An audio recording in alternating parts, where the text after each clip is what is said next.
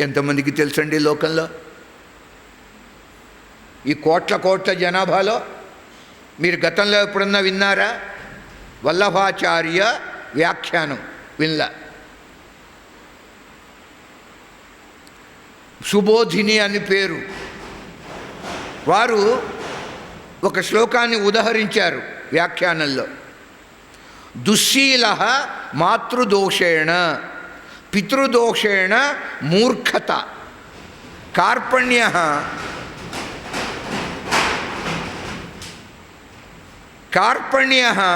వంశదోషేణ ఆత్మదోషాత్ దరిద్రత. ఇది శ్లోకం. చూడండి, సంతానం కలుగుతుంది. తల్లిదండ్రులకి కలిగే సంతానంలో పిల్లవాడు పుత్రుడు చెడిపోతే ఆ తప్పు తల్లిదిట.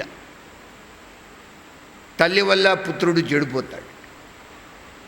అంచేత జాగ్రత్త, తస్మాత్ జాగ్రత్త అని హెచ్చరిస్తుంది శాస్త్రం. అలా కాకుండా పిల్లవాడు మూర్ఖుడయ్యాడు.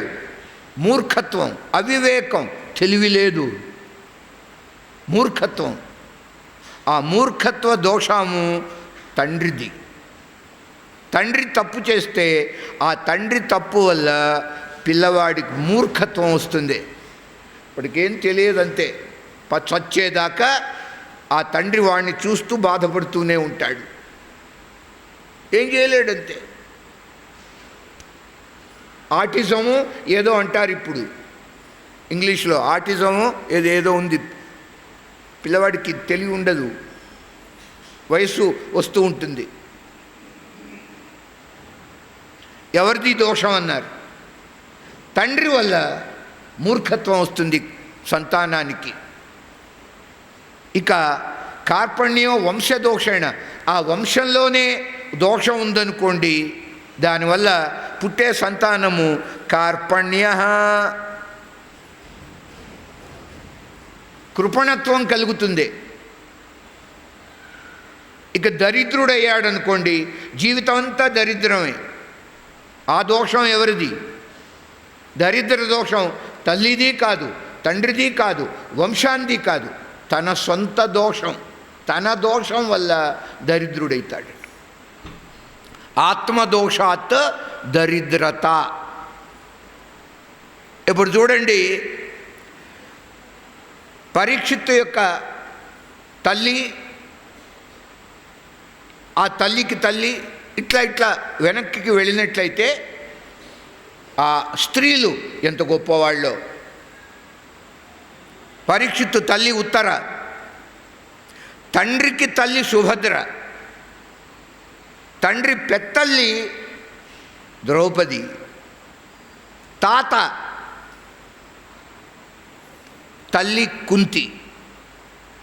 భాగవతం ఈ స్కంధంలో, ప్రథమ స్కంధంలో ఈ స్త్రీల యొక్క చరిత్ర చెప్పాడు వ్యాసుడు. వీరు ఎంత గొప్పవారో అందువలన పరీక్షిత్తు అంత గొప్పవాడయ్యాడు. అది మనం గమనించవలసిన విషయం.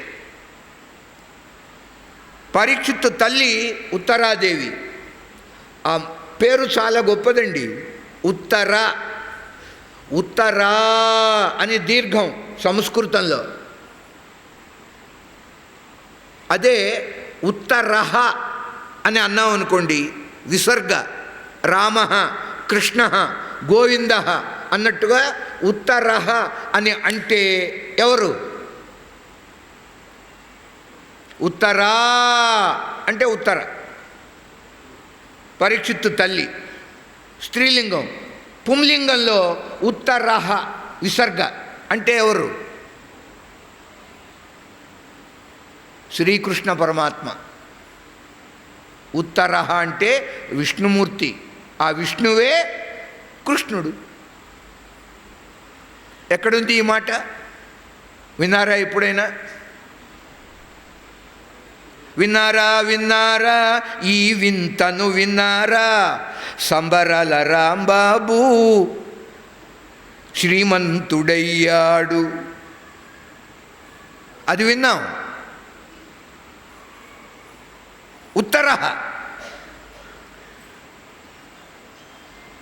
ఉత్తర శబ్దము విష్ణు సహస్రనామాలలో విష్ణువుకి చెప్పబడ్డది. ఉత్తరో గోపతిర్గోప్త జ్ఞానగమ్య పురాతన. ఉత్తర గోపతి గోప్త జ్ఞానగమ్య పురాతన. సహస్రనామం చదువుతారుగా, ఉందా ఇది? అక్కడ ఉత్తర, ఉత్తరుడు కృష్ణుడు. ఉత్తరా అంటే పరీక్షిత్ యొక్క తల్లి. ఈ ఇద్దరు చూడండి, ఉత్తర కృష్ణ, ఉత్తరా. ఈ ఉత్తరుణ్ణి శరణాగతి చేసింది, పరమాత్మ అనుగ్రహించాడు, పరీక్షిత్తు బతికాడు. అది వారిద్దరి ఉత్తరా సంబంధం అనగా భగవాన్ భక్త. ఈడు భక్తురాలు, ఆయన భగవంతుడు. గబగబగా వచ్చి కాళ్ళ మీద పడలేదు, గర్భిణి కదా, నమస్కారం చేసి శరణాగతి చేసింది. చెల్లెలి కోడల నీ మేనల్లుడు శత్రువుల చేత హతుడయ్యను, సంఫుల్లారవిందలోచన భల్లాగ్ని నడంచి శిశువు బ్రతికింపగదే. అలా కోరిందండి. పరమాత్మ విన్నాడు. దేవకీదేవికి కూడా అబ్బనటువంటి భాగ్యము ఆమెకు కలిగింది. అంత గొప్పది తల్లి. భగవంతుడు గర్భప్రవేశం చేశాడు. పరీక్షిత్తు యొక్క తల్లి అంత గొప్పది. అందువల్ల ఉత్తరాదేవి, పరీక్షణ్ మహారాజు ఉత్తరకి జన్మిస్తుంటే, పుడుతుంటే ఉత్తరకి ప్రసవ వేదన లేదటండి. ఇది ఒక మహా ఆశ్చర్యకరమైన మాట. ఉత్తరాదేవికి ప్రసవ వేదన లేదు. అలా ప్రసవ వేదన లేకుండా సృష్టిలో ఏ తల్లి సంతానాన్ని కనలేదు. పెయిన్స్ అంటారు. కానీ ఆశ్చర్యము, ఉత్తరకి ప్రసవ వేదన లేదు. భగవంతుని యొక్క అనుగ్రహం అది. పరమాత్మ దర్శనంతో పుట్టాడు పరీక్షణ్ మహారాజు. అది ఆయన గొప్పతనం. గర్భంలోనే చూచాడు భగవంతుణ్ణి.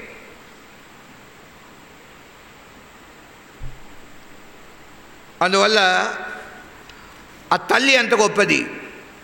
ఇక ద్రౌపది చూడండి. ద్రౌపది ఏమవుతుంది?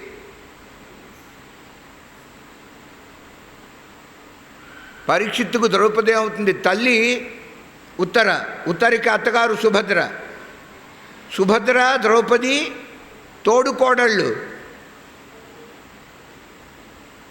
సుభద్రాదేవి శ్రీకృష్ణుని యొక్క చెల్లెలు, అర్జునుని యొక్క భార్య సుభద్ర. ద్రౌపది కూడా అర్జునుని భార్యయే కదా. అప్పుడు వీరిద్దరు ఏమయ్యారు? తోడి కోడళ్ళు అయ్యారు. వారిద్దరిని గురించి కూడా చెప్పింది భాగవతం. వారిద్దరు ఎంత గొప్పవాళ్ళు చూడండి. సుభద్రాదేవి పరమాత్మని నమ్ముకుంది. ఆవిడ న్యాయంగా అయితే సుభద్రాదేవికి శ్రీకృష్ణ పరమాత్మయే భర్త కావాలి. ఎందుకంటే యోగమాయ. సుభద్ర అంటే యోగమాయ. యోగమాయ ఎవరు? పరమాత్మకి భార్య, శక్తి. కానీ ఆ అవతారంలో తనకి తోడబుట్టింది చెల్లెలి కనుక భార్యగా స్వీకరించలేదు పరమాత్మ. చెల్లెలైపోయిందిగా. అప్పుడు ఏం చేశారట? అర్జునునికి ఇచ్చి వివాహం జరిపేటట్టు చూచాడు పరమాత్మ. అర్జునునికి భార్య అయింది సుభద్ర. ఏ ఉద్దేశంతో? అర్జునుడు నేను ఒకటే అన్న భావంతో. అప్పుడు నారాయణ, నారాయణుడు కృష్ణుడు, నరుడు అర్జునుడు. తాను ఎంతో, అర్జునుడు కూడా అంతటివాడు.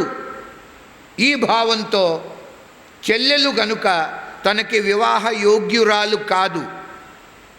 తనంతటి వాడైన అర్జునునికి సుభద్రని ఇచ్చి వివాహం జరిపించాడు పరమాత్మ. చూడండి, సుభద్రాదేవి ఎంత గొప్పది అంటే, మహాక్షేత్రం హిమాలయాలలో, అక్కడ పరమాత్మ నారాయణుడు తపస్సు చేసుకుంటూ ఇప్పటికి కూడా ఉన్నాడు అని మన యొక్క విశ్వాసం సనాతన ధర్మంలో. అయితే లక్ష్మీదేవి శ్రీమన్నారాయణుని ప్రక్కలో ఉంటుంది ఎప్పుడు. ఇతర ఆలయాలన్నీ అంతే, విష్ణుమూర్తి వామభాగంలో లక్ష్మీదేవి. కానీ బదరీ క్షేత్రంలో లక్ష్మి ఎక్కడుంటుంది? వెళ్ళొచ్చిన వాళ్ళకి తెలుస్తుంది, చూచి వచ్చిన వాళ్ళకి. ఎక్కడ ఉన్నది లక్ష్మీదేవి?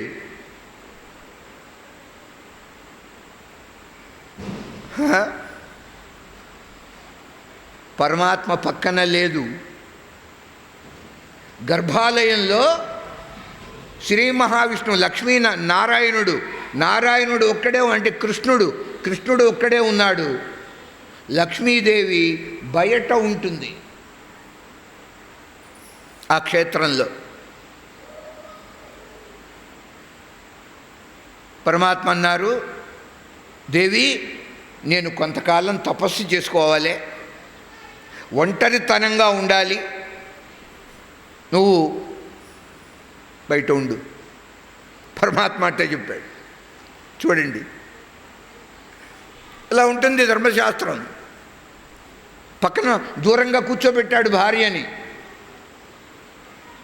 నేను తపస్సు చేసుకుంటానని. ఒక పర్యాయం అండి, కైలాసంలో పార్వతీ పరమేశ్వరులు కబుర్లు చెప్పుకుంటూ ఉన్నారు, ఆనందంగా ఉన్నారు.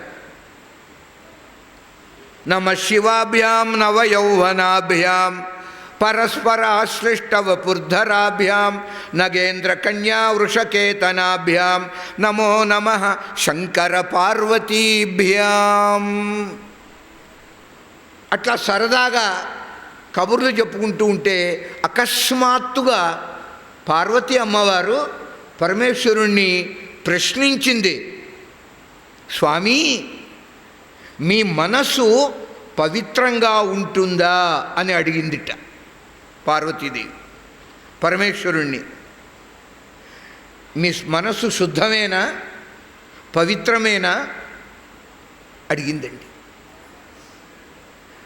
ఎందుకో మరి ఏం సందేహం వచ్చిందో ఏమిటో మనసులో ఆవిడకి, పార్వతీదేవికి.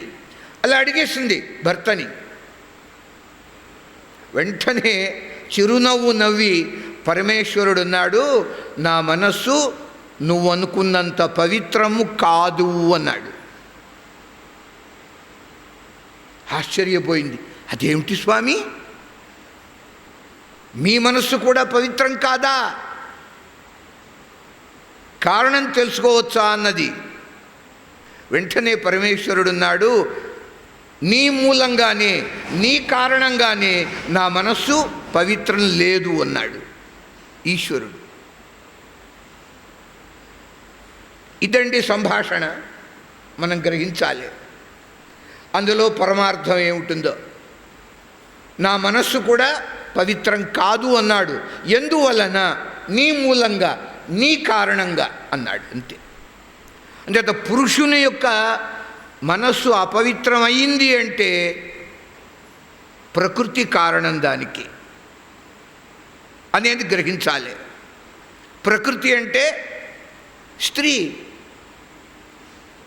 నా ప్రకృతి నా భార్య. సనాతన ధర్మంలో దంపతులు, భార్యాభర్తలు అంత బాధ్యత అండి ప్రకృతి.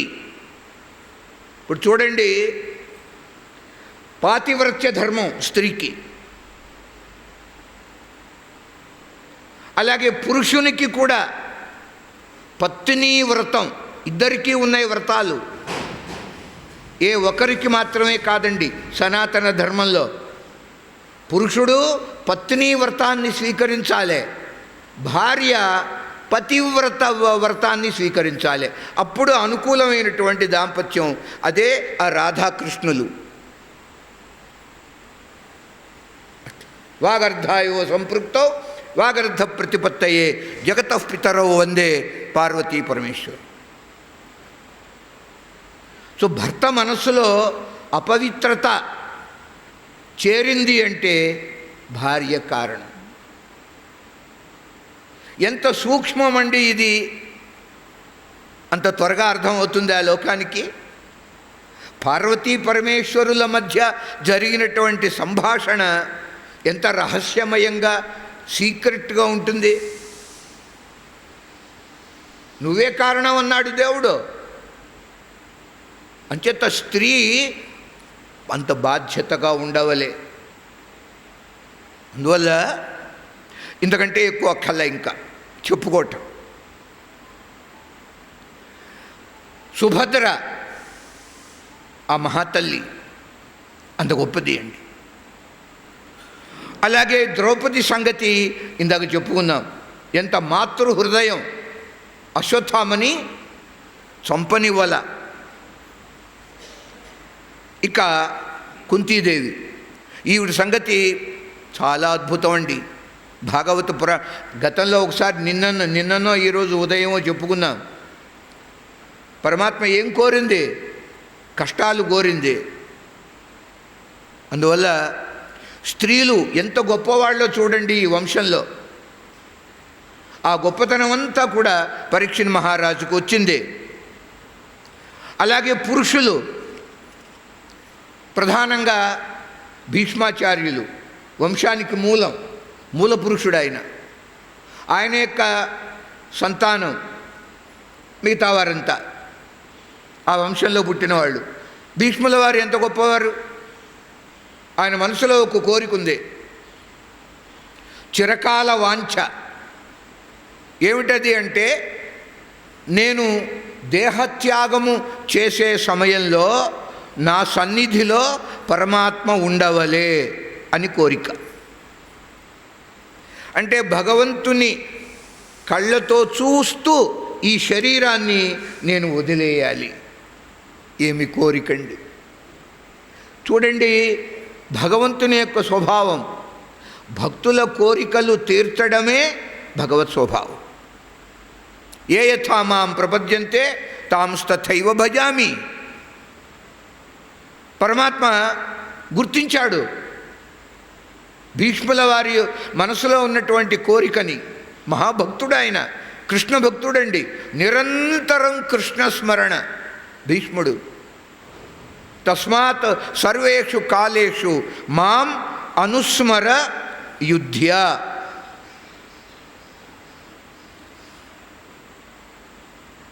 ఏమి కుంతీదేవి, ఏమి భీష్ముడు. ఆహా, ఆ వంశకర్తలండి, ఆడవాళ్ళు మగవాళ్ళు కూడా. ఆ గొప్పతనం అంతా పరీక్షిత్ మహారాజుకు వచ్చింది. అద్భుతమైన స్తోత్రం చేసింది కుంతీదేవి. శ్రీకృష్ణ యదుభూషణ నరసఖ శృంగార రత్నాకర లోకద్రోహి నరేంద్ర వంశదహన లోకేశ్వర దేవతానీక బ్రాహ్మణ గోగణార్తిహరణ నిర్వాణ సంధాయక నీకున్మృక్యద త్రుంపవే భవలతల్ నిత్యానుకంపా నిధి. భక్తవత్సల భగవానికి జై. కుంతీదేవి ఎప్పుడైతే ఉత్తర గర్భంలో ఉన్న పరీక్షిత్తుని భగవంతుడు ఎప్పుడు కాపాడాడో, పాండవ వంశము నిలిచిందే, వంశ అంకురం పరీక్షిత్తు. ఆ పరీక్షిత్తు పోతే ఇక వంశం లేదు. కృష్ణార్పణం. భగవంతుని అనుగ్రహం. ఎవరికైనా సరే వంశం నిలబడాలి అంటే పరమాత్మ యొక్క కృప ఉండవాలి. తరతరాలుగా ఆ వంశం సాగుతూ రావాలి. వంశవర్ధన అని ఒక పేరు కూడా ఉంది పరమాత్మకి. వంశాన్ని వృద్ధి చేసేది భగవంతుడు. అలా కాపాడాడు. కాపాడేటప్పటికీ ఎంత ఆనందపడ్డదో కుంతీదేవి. అబ్బా, మా వంశం నిలబెట్టావు మహానుభావ అంటూ పరమాత్మ దగ్గరికి వచ్చి చక్కని స్తోత్రం చేసిందే. అద్భుతమైన శ్లోకాలండి. ఏమంటున్నది? మహానుభావా, నిన్ను నేను కీర్తించాలి, పొగడాలి. పొగడాలి అని నాకు మనసులో ఉంది, కానీ నాకు భాష లేదు. నిన్ను స్తోత్రం చేయలేను. నేను ఆడదాన్ని కదా, చదువుకున్న దానను కాదు. నాకు అక్షర జ్ఞానం లేదు. అక్షర జ్ఞానం లేదు నాకు. అయినా సరే మనసులో ఉంది నిన్ను స్తోత్రం చేయాలి అని.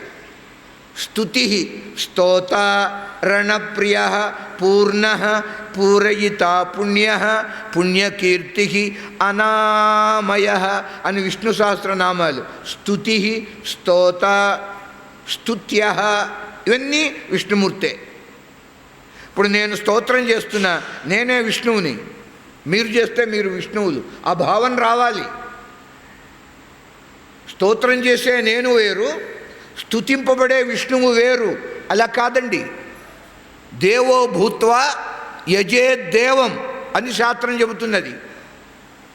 మనమే విష్ణువు అయిపోవాలి. అది భక్తి. అలా అంటూ నాకు చేత కాదు, భాష రాదు, నేనేమి నిన్ను స్తోత్రం చేయగలను, కానీ మనసులో మాత్రం చెయ్యాలి అని ఉన్నది అంటూ అద్భుతమైన స్తోత్రం చేసింది కుంతీదేవి. భాగవత పురాణంలో స్తోత్ర భక్తి ఇక్కడి నుంచి ప్రారంభం. కీర్తన భక్తి అంటారు. శ్రవణం, కీర్తనం రెండవది. ఈ కీర్తన భక్తి ఇక్కడి నుంచి మొదలు. కుంతీదేవి మొట్టమొదట ప్రారంభిస్తుంది. వెంటనే భీష్ముడు, భీష్మస్తవము. ఆ తర్వాత ఇంకా ముందు ముందు అనేక మంది భక్తులు పరమాత్మని దివ్యంగా కీర్తించారు. అవన్నీ ఆ శ్లోకాలు ఉన్నాయే, చాలా శక్తివంతమండి. భాగవతంలో ఎంతమంది భక్తులు శ్లోకాలలో భగవంతుని స్తుతి చేశారో ఆ శ్లోకాలు చాలా శక్తి కలిగినవి. ఎలా స్తోత్రం చేస్తున్నది కుంతీదేవి? భక్తి భక్తి భక్తి. నమస్యే పురుషం త్వాద్యం ఈశ్వరం ప్రకృతే పరం అలక్ష్యం సర్వభూతానాం అంతర్బహిరవస్థితం. మహానుభావ, కృష్ణ పరమాత్మ దగ్గరికి వచ్చింది, సమీపానికి వచ్చి పాదాభివందనం చేసింది, నమస్కారం అన్నది. ఇదండి చాలా గొప్ప ముద్ర. దీనికి నమస్కార ముద్ర అని పేరు. ఇతరంగా ఎన్ని ముద్రలు ఉన్నాయో అన్ని ముద్రలలోకి ఉత్తమోత్తమైన ముద్ర ఇది. స్వామి సన్నిధికి వచ్చి పొంగిపోతాడు పరమాత్మ ఇలా చేస్తే. అంచేత సాధ్యమైనంత వరకు ఉన్న చోట దేవాలయం ఉంటే ప్రతిరోజు దైవ దర్శనానికి వెళ్ళాలండి. అది అలవాటు, మంచి అలవాటు. చెడు అలవాట్లన్నీ పోతాయి దానివల్ల. దీనికి నమస్కార ముద్ర అని పేరు. ఇలాగ ఒక్క నమస్కారం చేస్తే శ్రీకృష్ణ పరమాత్మకి 10 అశ్వమేధ యాగాలు చేసి 10 అవభృత స్నానాలు చేసిన వాడి పుణ్యం కంటే ఈ పుణ్యం గొప్పదిట. 10 అశ్వమేధ యాగాలు, ప్రతి యాగానికి చివరిలో అవభృత స్నానం. అంతకంటే గొప్పది ఒక్క దండం పరమాత్మకి, ఒకే ఒక నమస్కారం. ఏకోపి కృష్ణస్య కృతః ప్రణామః దశాశ్వమేధ అవభృతేన తుల్యః దశాశ్వమేధి పునరేతి జన్మ కృష్ణ ప్రణామి న పునర్భవాయ. భక్తవత్సల భగవానికి జై. 10 అశ్వమేధ యాగాలు చేసి 10 పర్యాయాలు అవభృత స్నానం చేసిన వ్యక్తి కూడా పుణ్యము తరిగిపోతే మళ్ళీ పుడతాడట, పునర్జన్మ ఉంది వాడికి. కానీ త్రికరణాలతో ఒక్కసారి పరమాత్మకి ఇలా నమస్కారం పెడితే వాడికి జన్మ లేదుట, ఇంకా పునర్జన్మ అనేదే లేదు. కృష్ణ ప్రణామి న పునర్భవాయ అని. అలాంటి పరమాత్మ కృష్ణుడు భాగవత పురాణానికి దైవం, ప్రతిపాద్య దైవము శ్రీకృష్ణ పరమాత్మ. అట్టి భగవంతునికి నమస్కారం చేసింది కుంతీదేవి. భగవంతుడు అన్నాడు, అత్తయ్య, మేనత్త కదా, అత్త ఏమిటి కొత్తగా నీవు నాకు దండాలు మొదలెట్టావేమిటి అని అడిగాడు. ఇంతవరకు నువ్వు నాకు దండం పెట్టలేదు, నేను దండం పెట్టాలి అని నేను అనుకోను లేదు, ఈరోజు కొత్తగా నువ్వు ప్రారంభిస్తున్నావు ఈ దండాలు, ఏమిటిది, తప్పు కాదా అన్నాడు పరమాత్మ. మేనత్తను పట్టుకుని తప్పు కదా అన్నాడు. ఎందుకంటే తప్పు, అత్త వయస్సులో నీవు నాకంటే పెద్దదానవు, నేను చిన్నవాడిని. ఎప్పుడు కూడా చిన్నవారు పెద్దలకి నమస్కారం చేయాలి, పాదాభివందనం. కానీ పెద్దలు పిల్లలకి దండాలు పెడతారా? పెట్టరాదు అని కూడా ఉంది. ఎందుకని? ఆయుస్సు క్షీణమవుతుంది, పిల్లలకి ఆయుర్దాయం తరిగిపోతుంది. అందువల్ల నీవు నాకంటే పెద్దదానవు, నన్ను నీవు నమస్కరిస్తున్నావు గనక నాకు ఆయుక్షీణం కదా అంటున్నాడు పరమాత్మ. పరమాత్మకి ఆయుక్షీణం ఏమిటండి? చిత్రమైన మాటలు కావా ఇవి? భాగవత పురాణం అంటే అలా ఉంటుంది.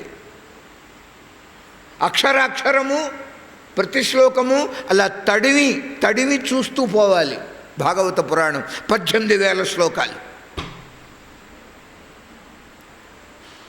అలా అన్నాడు పరమాత్మ. తప్పు, నీవు నాకు దండం పెట్టరాదు, నాకు ఆయుక్షీణం, నాకంటే పెద్దదానివి అన్నప్పుడు కుంతీదేవి అంటున్నది, ఆ రోజులు గతించినయిలే, ఒకప్పుడు నేను అలాగే అనుకునేదాన్ని, ఇప్పుడు నువ్వంటే ఎవరో నాకు తెలిసింది అన్నది. నువ్వు తెలిసిన తర్వాత నీకు నమస్కారం పెట్టకుండా ఉండగలనా స్వామి అని పరమాత్మగా గుర్తించింది కృష్ణుణ్ణి. కృష్ణస్తు భగవాన్ స్వయం అంటుంది భాగవత పురాణం. శ్రీకృష్ణ పరమాత్మ అవతారం కాదండి, ఇదొక మాట ముఖ్యంగా గమనించవలసింది. భాగవత భక్తులు గమనించాలి, శ్రీకృష్ణుడు అవతారము కాదు. లోకంలో కృష్ణావతారం అని ఒక మాట అందరూ అంటూ ఉంటారు, అది వ్యవహారం. కృష్ణుడు అవతారం కాదు. రాముడు అవతారం, పరశురాముడు అవతారం, బలరాముడు అవతారం, కృష్ణుడు అవతారం కాదు. భాగవతము కృష్ణుణ్ణి అవతారి అని అంటుంది, అవతారం కాదు. ఏతే చ అంశకలాః పుంసః కృష్ణస్తు భగవాన్ స్వయం. ఈయన మూల విరాట్, కృష్ణుడు మూల విరాట్. మిగతావన్నీ అవతారాలు. ఈయన అవతారం కాదు.